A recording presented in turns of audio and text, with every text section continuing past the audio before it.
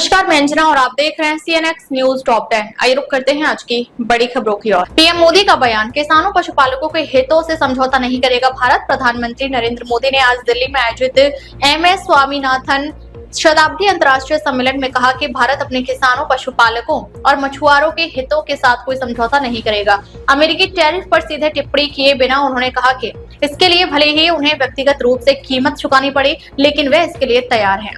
उनका यह बयान अमेरिका द्वारा भारत पर अतिरिक्त टैरिफ लगाने के अगले दिन आया है।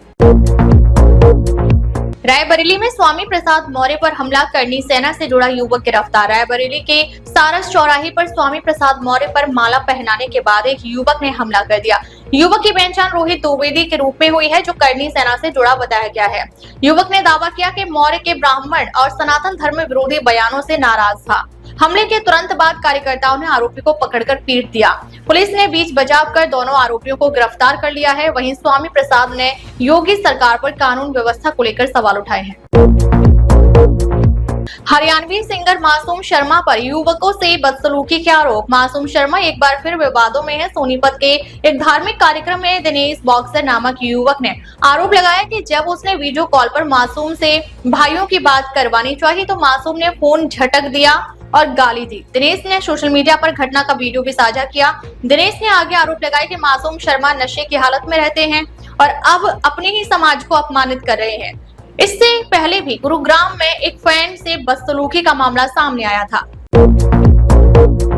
GAY कोड पर भड़के भाजपा सांसद, मंत्री बोले बदलाव संभव नहीं। भाजपा सांसद भीमराव सिंह ने गया इंटरनेशनल एयरपोर्ट के GAY कोड पर आपत्ति जताते हुए इसे सामाजिक और सांस्कृतिक रूप से अनुचित बताया। उन्होंने संसद में कोड बदलने की मांग उठाई। जवाब में नागरिक उड्डयन मंत्री ने कहा कि एक बार IAGA द्वारा कोड आवंटित हो जाने के बाद बदलाव तभी हो सकता है जब सुरक्षा से जुड़ा गंभीर कारण हो। मंत्री ने बताया कि GAY कोड शहर के नाम गया से लिया गया है और इसे 2011 से इस्तेमाल किया जा रहा है। वाराणसी में महिला से बाबा के नाम पर शोषण और धर्मांतरण का दबाव, आरोपी गिरफ्तार। वाराणसी में एक महिला ने खुद को धर्मगुरु बताने वाले डॉक्टर नईम कादरी उर्फ हुजूर पर यौन शोषण, धोखे से धर्मांतरण का दबाव और मारपीट का आरोप लगाया है।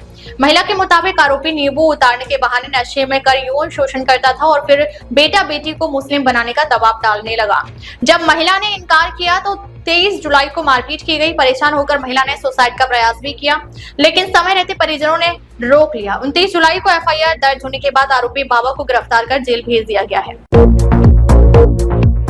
महिला आयोग ने हनी सिंह और करण ओजला को तलब किया, DGP से मांगी रिपोर्ट। पंजाब राज्य महिला आयोग ने पंजाबी सिंगर्स हनी सिंह और करण ओजला के गानों में महिलाओं के खिलाफ आपत्तिजनक भाषा पर संज्ञान लिया है। आयोग ने DGP को पत्र लिखकर कार्रवाई की मांग की है और 11 अगस्त तक जांच रिपोर्ट तलब की है। हनी सिंह के गाने मिलेनियर और करण ओजला के MM गबरू को लेकर आपत्ति जताई गई है। आयोग के चेयरपर्सन राजलाली गिल ने कहा कि गानों में मां को लेकर की गई अभद्र भाषा बर्दाश्त नहीं की जाएगी और जरूरत पड़ी तो गाने बैन कराए जाएंगे।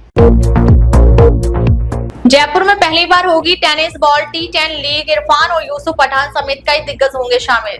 जयपुर में पहली बार टेनिस बॉल से खेले जाने वाली T10 क्रिकेट लीग का आयोजन हो रहा है। सवाई मानसिंह स्टेडियम में आज से शुरू हो रही लेजेंड जी T10 लीग में इरफान पठान, यूसुफ पठान, हर्षल गिब्स और रॉस टेलर जैसे पूर्व अंतर्राष्ट्रीय खिलाड़ी शामिल होंगे। 6 टीमों की इस लीग में 74 भारतीय युवा खिलाड़ी भी खेलेंगे। लीग के मुकाबले 13 अगस्त तक चलेंगे, जिसमें हर दिन 3 मैच होंगे और फाइनल 13 अगस्त को खेला जाएगा।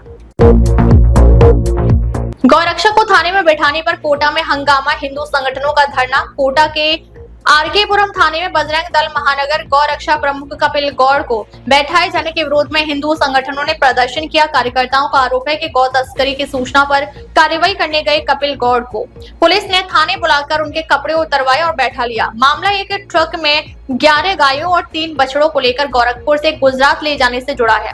पुलिस पर ट्रक छोड़ने और गौ रक्षक के खिलाफ कार्रवाई करने का आरोप है। प्रदर्शनकारियों ने पुलिस कर्मियों पर कार्रवाई की मांग की है।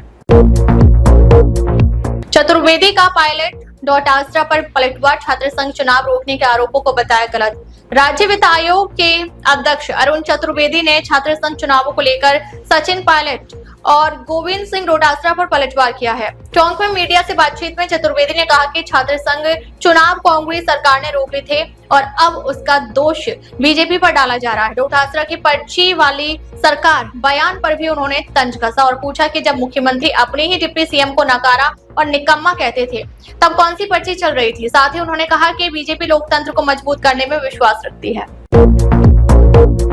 बीकानेर में पति पत्नी के झगड़े में चाकूबाजी, पति की मौत। बीकानेर के कमला कॉलोनी में पति पत्नी के झगड़े ने हिंसक रूप ले लिया। 42 वर्षीय सनी पवार ने कथित रूप से किचन से सब्जी काटने वाले चाकू उठाकर हमला किया, जिससे उसकी खुद की गला कटने से मौत हो गई।